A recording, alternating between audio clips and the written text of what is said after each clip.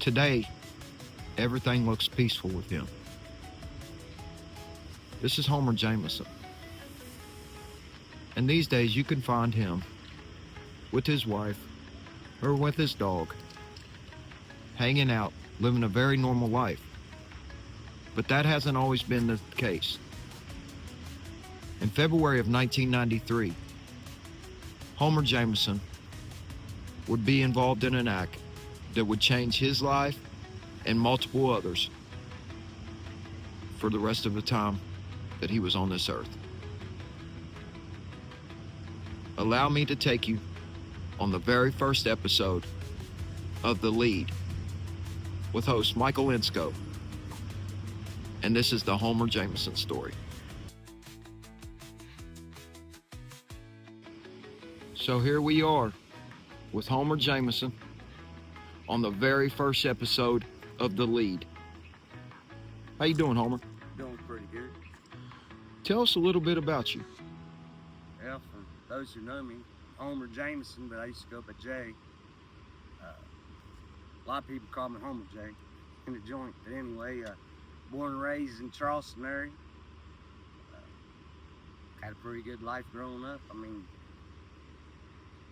had good parents, just never did listen to their advice. You know, went my own way. In 1993, I was 23 years old. And,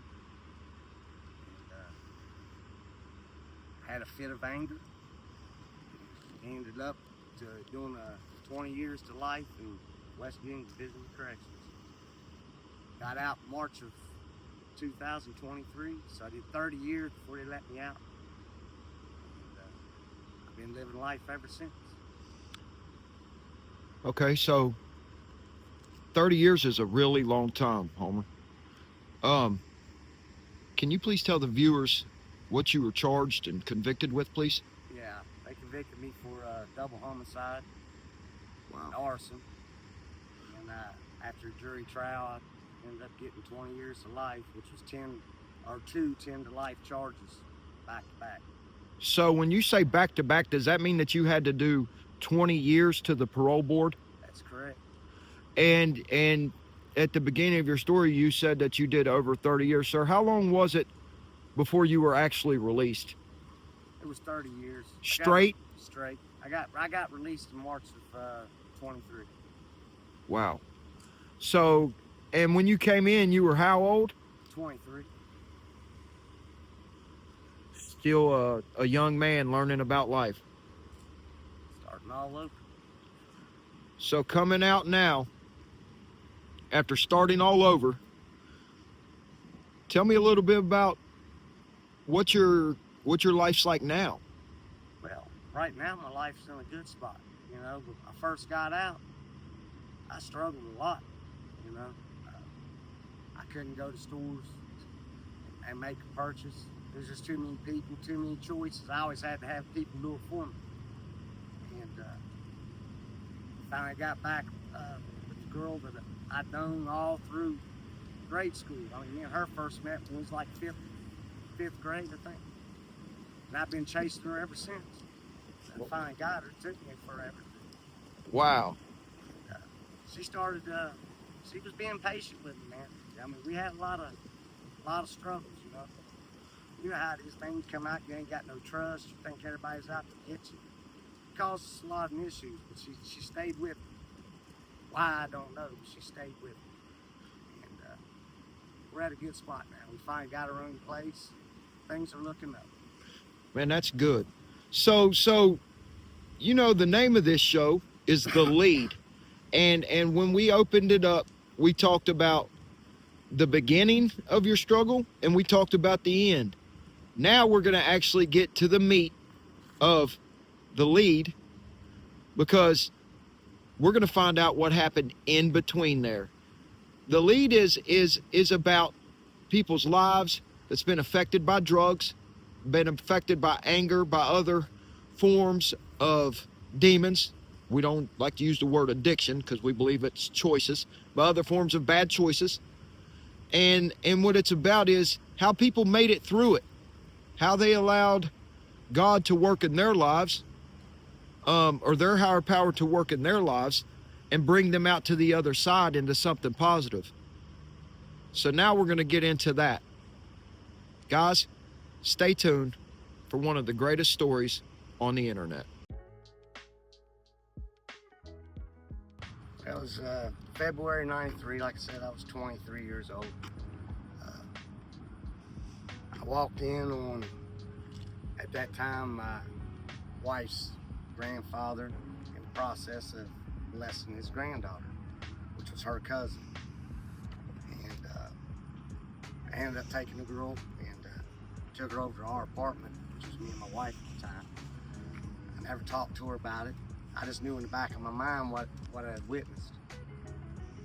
And it was several weeks later, a couple weeks later, you know, I just got to the point where my drug addiction, my alcohol use was fueling my anger, and I just couldn't let what I had walked in on slide. So February 10th, I believe it was, I went into the house. I confronted the guy. He was asleep, and make a long story short, I basically burned him and his wife alive in their house. That's where the arson charges and the murder charge come from. But I went in front of, I had a jury trial. I was convicted. My attorneys during my trial, they kept wanting me to let them know why I did what I did, and I told them, you know. And they said, oh man, they said, we could probably get you a second-degree charge on that. And I said, no. I said, I've thought about it. I said, the outcome, I'm going to prison. Either way you look at it. And I said, that girl's been through enough. And I said, if y'all didn't have to put them on the stand and browbeat the hell out of them, then yeah, I'd see that. I said, but the way I'm looking at it, not only is she dealing with the fact that her grandfather was molesting her, when I walked in what I did and took her out of that environment, now the guy came to her rescue or took her from that situation, turned right around and killed her grandfather. And us as adults, you know, we could be like, oh, well, you know, she probably was grateful. No, she was 10, 11 years old, man. So regardless of what was going on between her grandfather and her, she still loved that man. And then I took him from her, if that makes any sense. That makes perfect sense. So I just didn't want to put her through all that. So when I went in, I just went in with a not guilty plea. You got the wrong guy. And I was just going to take whatever happened from that. Because my daddy told me, man, when I was younger, he used to always tell me, he said, you know, best word of advice I can give you, son, if you're getting ready to do something, if you can't live with your consequences of what you're about to do, then you're making the wrong mistake. I never thought about that until that night, because I sit there for a week contemplating in my mind. I knew what I needed to do, but I didn't know if I was ready to take those consequences. And the more I thought about it, I said, you know what? Fuck it. And I did what I did. I'm not trying to say I was a badass. I'm not trying to glorify what I did. And I'm not saying everybody would respond that way. But in that moment, I felt like I had to do what I did. So let me ask you a question. When you went to do what you did, when it was done, did you feel better? No, I won't say I felt better. I mean, I did it to an extent because in my mind, I knew that he wasn't going to prey on any more kids. Right. But with that being said, now not only did I ruin multiple lives on both sides of the coin, but I ruined my life. And I didn't realize how much of an impact that one act was going to have on my life. I've had family members to walk away and never speak to me again. Let me ask you something, Homer, and let me elaborate on something. Did you have children prior to this happening? Nope. Okay, so that's a good thing. I'll say this because what I was gonna say. Well, did this man have children Oh that yeah, were small children, maybe? we didn't have small children, but he had a lot of grandkids. So he had. There were children that were one child or two children were protected for the price of a lot of other children going through torment, like you mentioned earlier in the video. Yeah, And the reason guess that that's I how touch you, on this, yeah, the reason I touch on this is not passing judgment on you, but it's for our viewers. right. That is to see that Homer learned that violence isn't the answer. After 30 years in prison, he realized that one act, although his moral structuring was sound, I mean that if he he said actually did this to that this protect a was to child, protect the child. then to me that sounds like He knows that now he did it for a that he could have moral went reason. about it in a different way, and I'm sure that he wishes that. Here on the lead, we talk about the good and the bad. So past that, Homer, you did this, committed this act.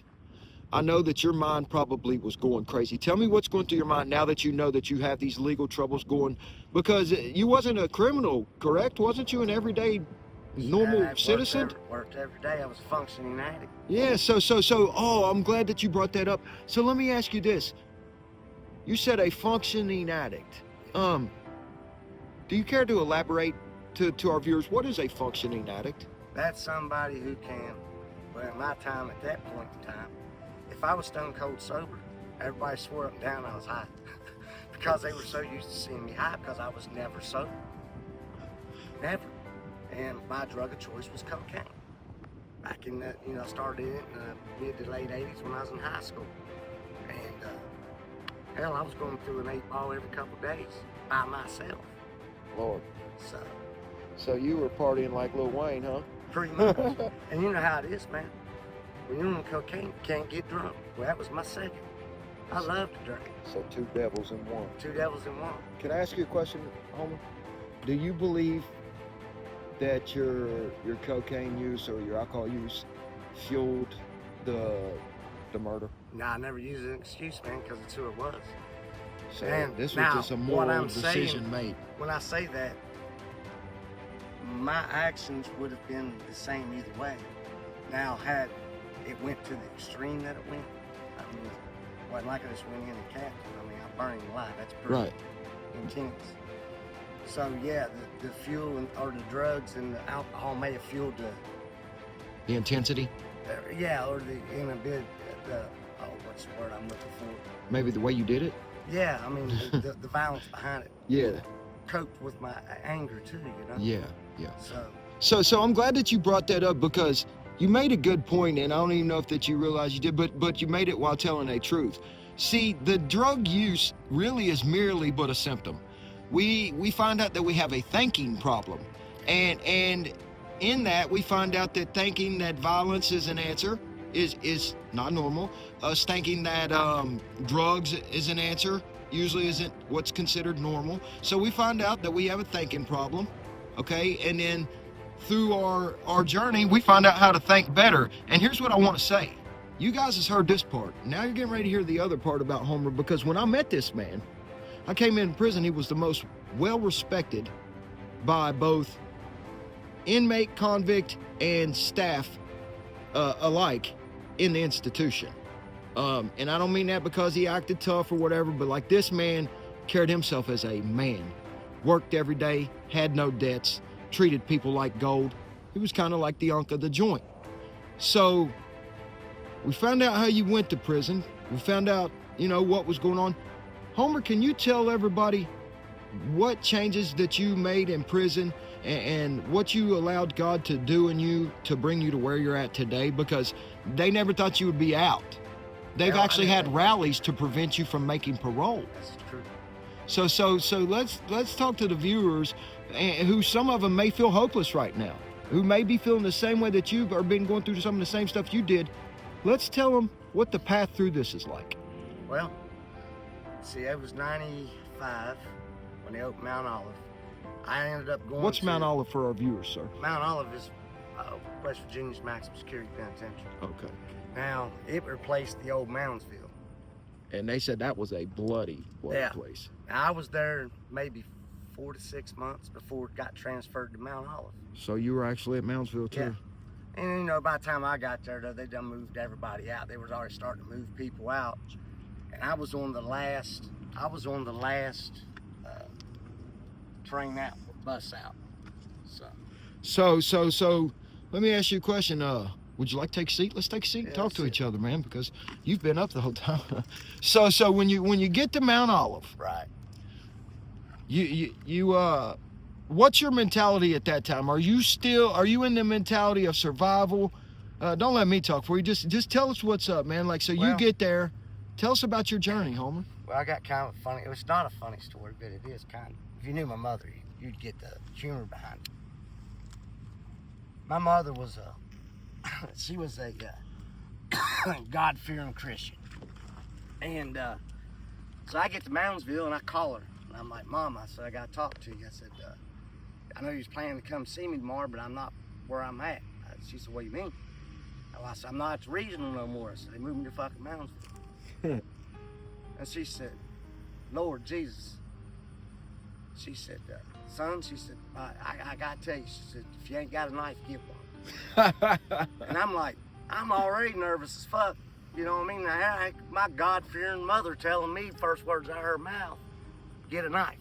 As soon as you get there. As soon as I get there. A woman who's straight Christian. And I'm like, Mom, I'll be all right. She said, okay. She said, I'll be praying for you. And I'm like, holy shit, you know. So anyway, and to back it up, before that, man, when I pulled up to Moundsville, it was about 7:30, 8 o'clock at night. It was foggy as fuck outside. And they had these lights that used to shine back and illuminate the walls of the prison, man. We pulled up there. Me and this cat that was with me, we had just fought in the regional jail for we had a hell of a fight. His name was Deuce, if anybody remembers Deuce, Black Deuce? Yeah. Yeah, I know Terrence Deuce well. Brown. Yeah, Deuce was wild. He's one of my good buddies, you know what I mean? But we got to fight one day over some bullshit. Just one of those days, man. We was both on edge, and one thing led to another, we ended up fighting. And it was crazy because we was cool before then, and we was even cooler after. But we still had a little bit of bad blood, I think. We was sitting in the bench right there beside each other. Man, we pull up in front of this fucker. And I ain't lying, I was scared to death. I weighed 130 fucking pounds. You know what I mean? Don't know what you're walking into. And I was shaking so bad. You could hear the fucking shackles, the chain, man, where I was shaking. You could hear it hitting the floor of the van. Old fucking Deuce looked at me. He said, listen, man, he said, I know we've had our shit, but he said, I got your back if you got mine. I said, shit, lock it in. That's right real. there, that That's quick, real. bro. we cleaned the site and we was watching because we didn't know it what was we was that walking. serious, huh? When y'all got there, it was that serious. Well, I mean, you heard your rumors about penitentiary, you know what I mean? So did you and Deuce stick together? To an extent. You did? You know, and then as we got in there and got more comfortable, we kind of went our own separate ways. After years, but during the first time, did you guys watch each other in the beginning? Yeah, till we got in there and realized, you know. That you was gonna be okay. Yeah. So, let me ask you a question. Coming to prison, 2 homicides, 23 years old. You was an average Joe. Did you ever take part or partake in drug use while in prison? Well, hell yeah. So did it become a habit? No, man. Never habit. Not a habit, bro. I'm like you on that, man. I wanted it. I get it. It wasn't that I was addicted. It was the way I liked myself when I was high. Yeah. See, you know, on the lead, we don't believe in the word addiction. Well, we believe that addiction is this. It's the person not admitting that they're really not ready to stop doing it. Nah. But see, people try to tell you that addiction is a disease. It's not. Cancer is a disease, and that's something that you cannot will away. You can say that I'm not going to do this drug anymore, and you can really do that. You cannot say I don't have cancer anymore and it really be gone. Correct? Yeah, but I want to expunge on that a little deeper. Tell me. This is my belief in. Talk to me about it. Addiction to me, when you're addicted, it's not that you're addicted to the drug. It's you're trying to find a different self. Yes. Because you're not happy with yourself. So addicted really means I'm trying to find out who I am. in a way. Does that make any sense? It does. It does. I don't know if I would define it at that, but between me and you, I could define it at that. But if we tried to tell someone, like if we renamed it, I think addiction is, if I had to put another name on it, I would call it complacency. Yeah. I've gotten comfortable with doing what I'm doing, and then society tells people it's a disease, which I believe cripples them, because they believe it's something that they, although they could maintain, they will never get rid of. That's not true, dude. You could put it down and never mess with the shit again. We find out that the problem is not in the use, it's in our thinking, which we spoke about earlier. So when you came to prison, we know how your train of thought was. We found out that, when you came to prison, you still had a little bit of your rowdy ways, but throughout your time, you were known to be the most well-behaved, most well-respected, most trusted inmate in the prison. Can you tell us what you did and some of the choices that you made that allowed you to become a bigger person and to start seeking out peace rather than violence? Well, I tell you, man, I didn't really have my come to God moment, whatever you want to call it. It's about 12 years in, and I was a knucklehead, man, and I was getting thrown in the hole for stupid shit. You know what I mean? It's like, come on, man, goddamn. And I finally was in the hole there for a while, man. They had me under suspicion of manufacturing weapons and introduction. Not you. Yeah, I was working in a sign shop. You know how that goes. But 6 months, man, I lay over in that fucking hole, man. I just sit there. I'm like, man, it's getting old, you know what I mean? Getting old really fucking quick, too. And I was looking in the mirror one night. And it was the weirdest fucking thing, man, because I was looking in my eyes, deep in my eyes. And if you ever do that, man, I didn't recognize the son of a bitch staring back at me. You know what I mean? And I was like, bro, man, you got to put the brakes on, because this ain't it. And I just run into a bunch of old heads, man. And they used to always tell me, they said, youngster, you better slow the fuck down, man. You're going to wake up and be like us one day. They said, it may look hopeless now, but you got a shot. Don't fuck it up. There's one wrong slip in here, bro. And you're going to be like us, fighting to get your fucking chance back. And that fucking hit me right there, you know what I mean? Because I knew that's the road I was on. And the thought of knowing that I was going to die in prison, oh, that wasn't an option, bro. You know what I'm saying? That was and I just made some changes, man. I got away from the dope. I stopped getting high. I mean, I wasn't no saint. I still fucking do my dirt. But I found other avenues, you know? And I wanted to get out of Mount Olive, man, before I seen the Pro Board. And they said, well, listen.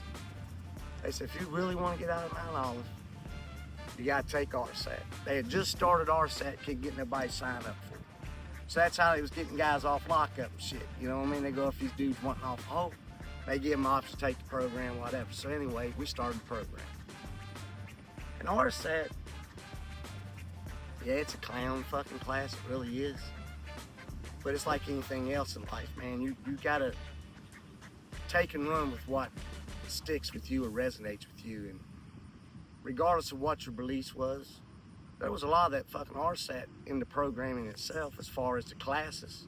If you really listen to it, man, it was some deep shit. That's what I was getting ready to say. Like, people may have acted like clowns in there, but as far as the program structuring, that was a life-changing program. Yeah, I took it, and it helped change my life. I mean, we clarify, back when I say clown, that was in Mount Olive, man, because them dudes was lifers. Yeah, they was never getting out. They were just playing.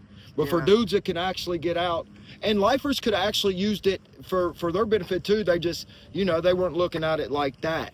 So let me ask you a question. You get into the RSAT program, correct, which is RSAT for our viewers. I'm going to tell you is RDAP, therapeutic community. It's where everyone holds each other accountable, not to tell on each other, but to teach people moral structuring.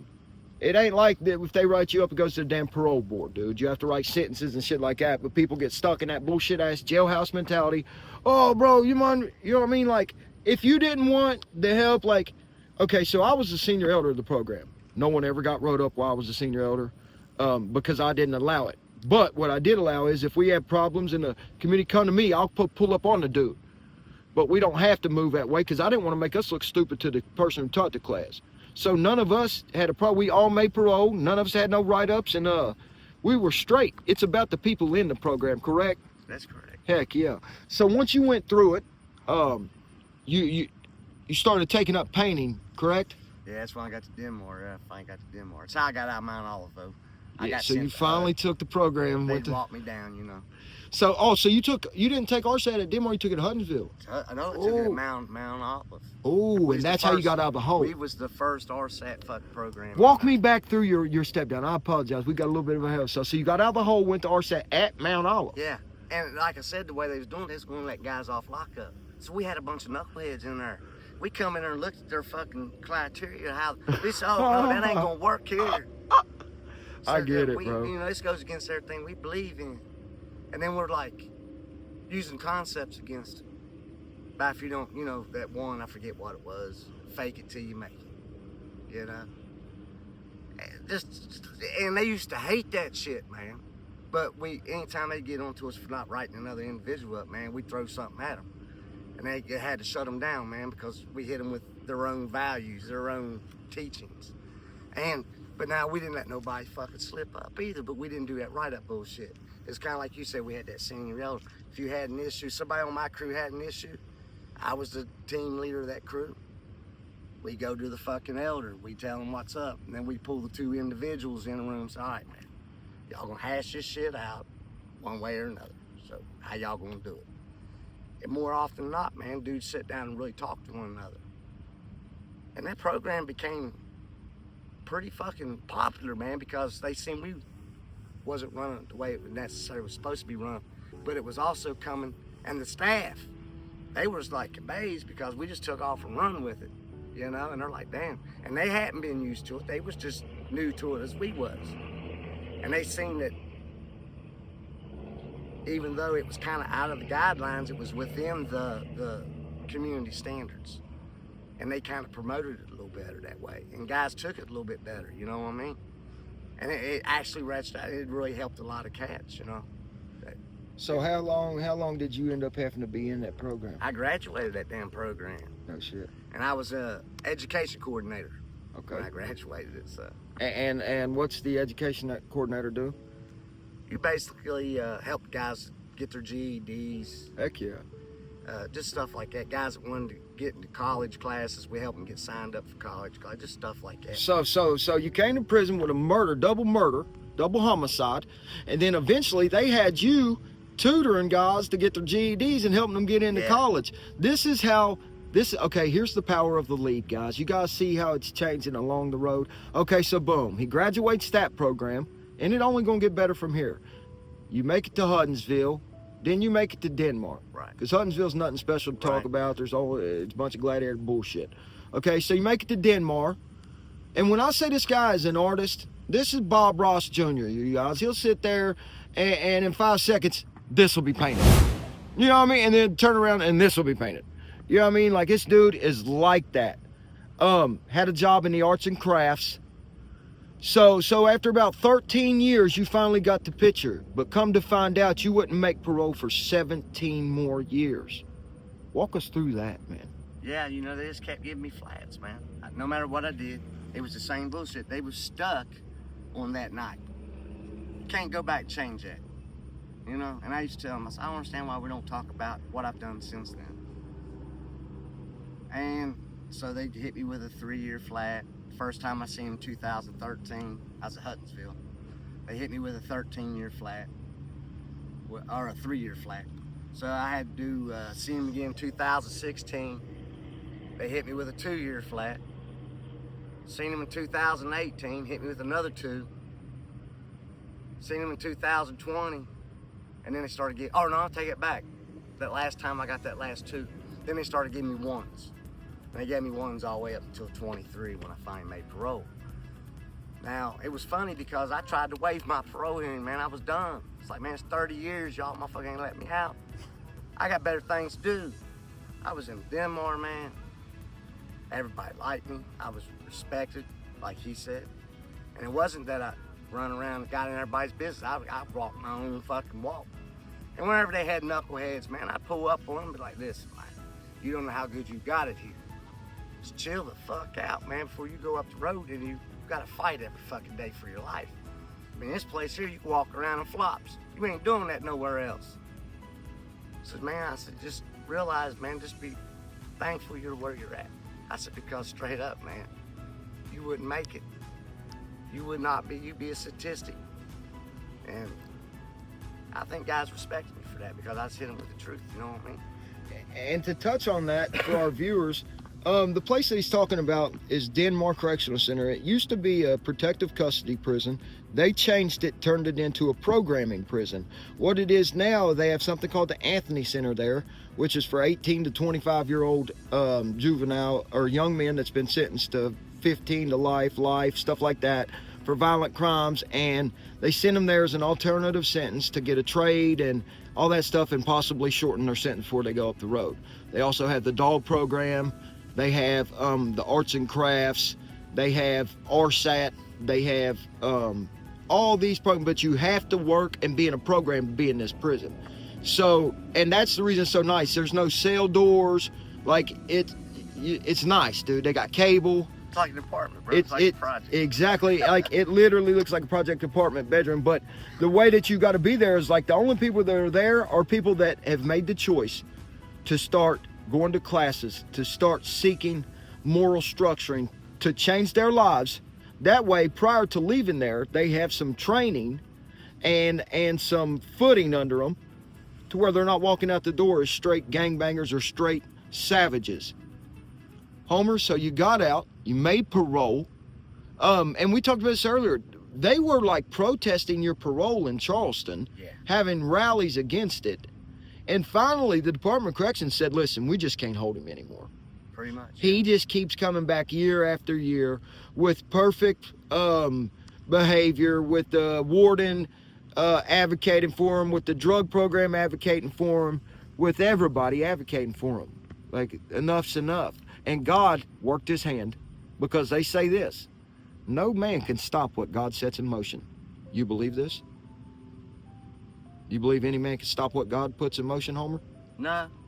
I don't neither. You know, I mean, it's all in your definition of God's. And...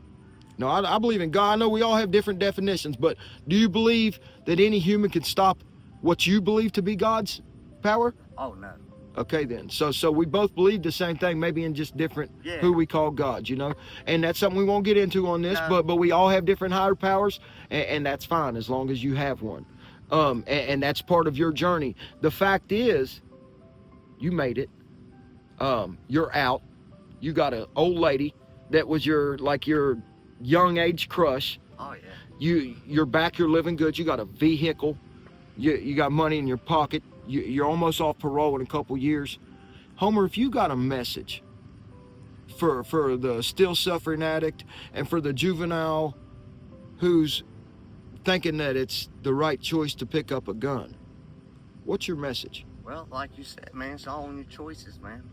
Like I said earlier, especially to the young cats out there in the streets, man, if you're going to do something, you better evaluate it, because look at the consequences and be real with yourself, man, because it only takes one slip up, you know. And once you get in that, once you start that path, man, you got to roll with whatever comes. And you really got to ask yourself, man, if you're really built for that, because not too many people are.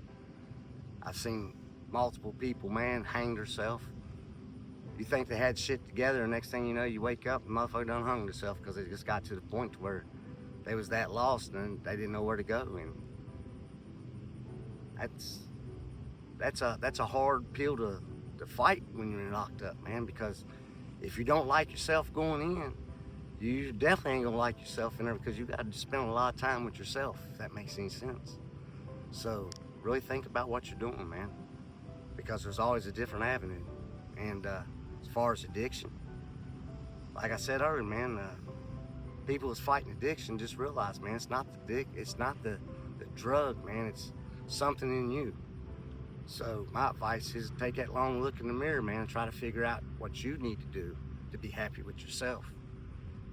And then make the choice to get off the dope. And this is something I didn't realize, man, till I was coming off dope and detox, man, when I was locked up in Kanawha County Jail. They just basically throwed you in a fucking cell, man, and let you go through it. I thought I was gonna die. But I realized when I look back on that, it wasn't my addiction to the drug. It was the demon of the drug with its not wanting to let go of my soul. You see what I'm saying? That's a hard fight, bro. And when you get to that point, man, it's a breaking point, because you're either gonna keep the faith that you got to get away from it, and you're gonna do what's right for you, and you know what's right for you, or you're gonna let that motherfucking demon suck you right the fuck back in. You know what's crazy? The God that I believe in his Bible, it says, you fight not against human powers, but against principalities and demons. It's like, I didn't quote that word for word, but it's saying you don't fight against human powers. You're fighting against demons and principalities that's not of this world. So spirituality is the only cure to spiritual malady of not being spiritual. You got to have spirituality. That's it. No matter where you find your guidance, spirituality it's a necessity. Man, you've been a hell of a guest. Thank you for your time, and thank you for being on the very first episode ever of The Lead. What does time hold for Homer Jameson? Will he reoffend, or will he stay happily ever after? Only time will tell. Thank you for coming on the very first episode of The Lead. I'm Michael Insco. It's stories just like this that make it possible for us to do what we do. I know that if he puts one foot in front of the other, stays spiritual, and has faith, that God's will be done. Thank you for joining. Until the next time, make sure that you like, comment, and subscribe. If you don't like it, but leave me a comment and tell me why you don't. Most importantly, share and help us get the message out. No more prison vans for Homer Jameson. Now he's driving away in his own vehicle.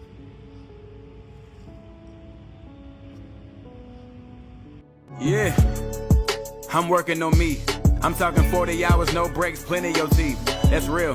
See, my dream couldn't fit in your sleep. I zip code probably the same. I still do not live in your reach. I'm out of here. Don't ever think that you can hurt me.